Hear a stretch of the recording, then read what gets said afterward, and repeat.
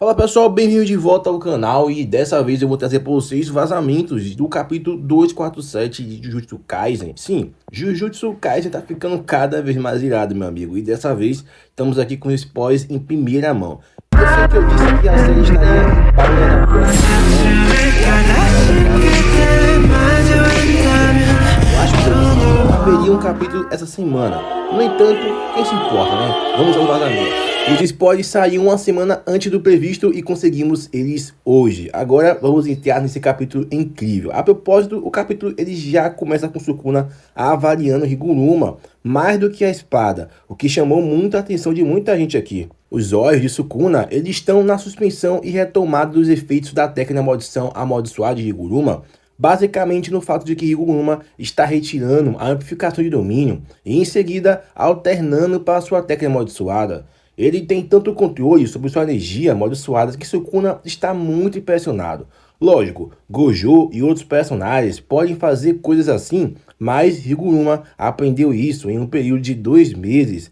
Esses outros personagens têm pelo menos, você sabe, né? Anos ou até mais do que 2 meses para realizar coisas como essa. E obviamente ele se destaca para Sukuna e ele está muito interessado. E assim Sukuna dá a Higuruma a eles os elogios.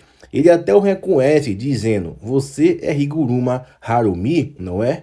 E lembrar o nome de alguém é algo muito significativo para Sukuna, por isso ele está mencionando o nome dele aqui. Mas Yuji alcança os dois, e como eu disse na minha análise, ele estava prestes a alcançá-lo no prédio em que eles estavam.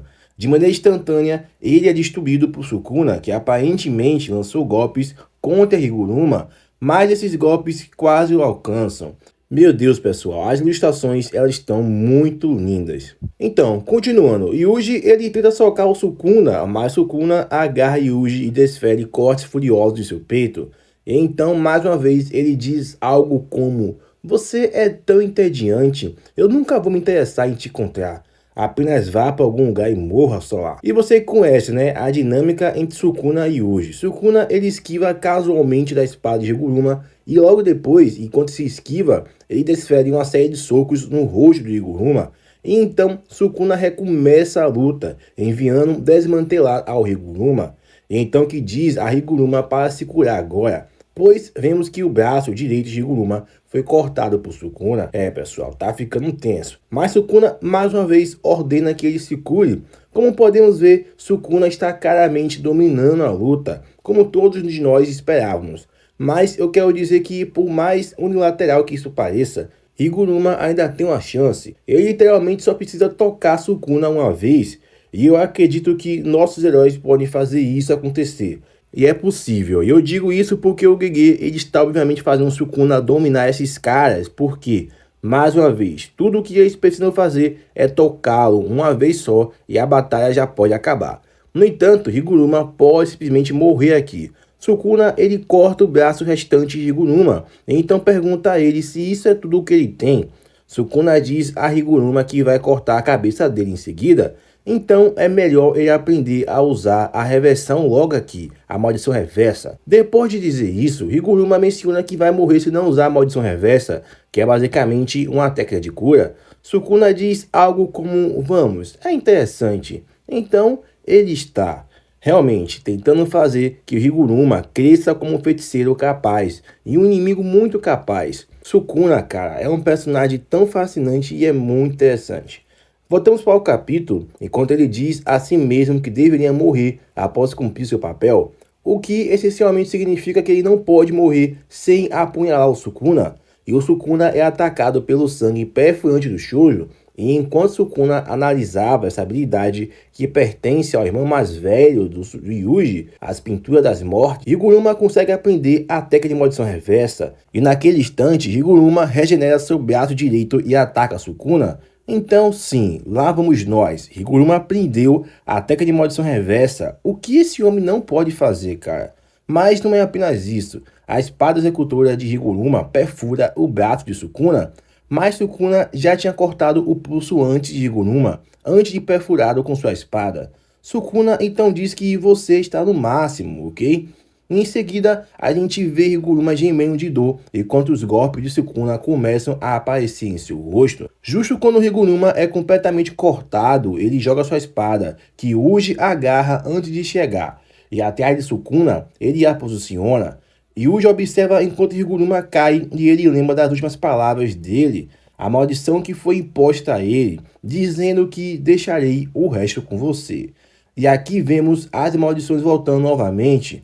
E eu juro, pessoal, o Rei das Maldições, todo esse título é de maneira definitiva uma jogada com Yuji, como se fosse Yuji, ele fosse o verdadeiro Rei das Maldições, com todas as maldições deixadas sobre ele.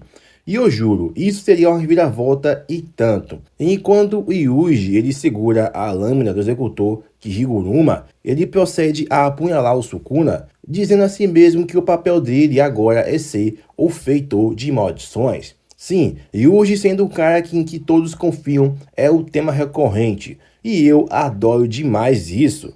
E digo isso porque sei que muitas pessoas vão reclamar sobre como essas lutas se desenrolam, mas Yuji é a combinação dos esforços de todos. Yuji nem teria chegado tão longe sem a única pessoa nessa série, e não fazendo sua parte. Pense nisso, todo mundo realmente importa nessa série de alguma forma, e eu gosto muito de ver isso. Eu sei que outras pessoas vão reclamar de como Sukuna de alguma forma descobre e encontra uma maneira de cortar seu braço mesmo antes de ser saqueado. Mas, mano, aqui vamos nós, né? O Sukuna, ele não é nenhum idiota. Ser um feiticeiro Jujutsu é sobre ser um trapaceiro. Já que Sukuna teve centenas de batalhas e lutou contra exércitos sozinhos, sinceramente, ele até enganou o Gojo durante toda essa luta. Ele usou o desmantelar no início da luta e nunca mais usou até pegar o Gojo desprevenido com isso e matar ele. Então, Sukuna, ele é um vigarista, ele sabe como fazer truques na hora e ele é muito sagaz. E é um dos ativos mais importantes para ser um feiticeiro. E Sukuna é reverenciado como o maior e mais poderoso feiticeiro da história. Então você tem que esperar coisas assim dele. Algo mais que eu quero dizer é que eu realmente acho que Higuruma ele está morto, e se foi, sabe? Acho que foi uma despedida realmente muito boa para ele, e tivemos muita construção para isso. No entanto, se ele não estiver morto, será muito ótimo também. Quer dizer, ele poderia se regenerar, e estamos falando de Higuruma aqui, e esse cara, ele aprendeu a técnica de maldição reversa em poucos minutos, e de alguma forma ele pode fazer o mundo virar falso em seu domínio. Como na vida real. Eu não sei, tá? Esse cara, ele só fica inventando coisas do nada. Se reclamarem de algo, deveriam reclamar dele, não do Sukuna, tá? Shoujo, ele está de volta. As pessoas pensaram que ele estava morto também. Então, vamos lá. Shoujo, eu não acho que o Shoujo realmente vai morrer por algo assim.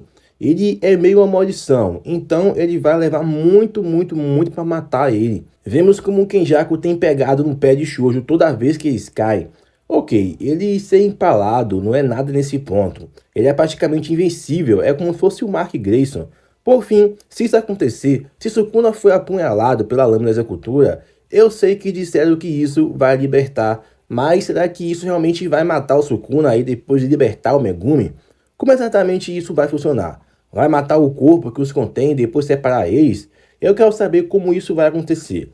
Talvez Megumi seja liberado por causa do que acabei de dizer, certo? O corpo é morto, mas as almas são separadas. E assim, você sabe como a lógica de Mahito explicou que o corpo dele e a alma nesse universo praticamente são coisas diferentes.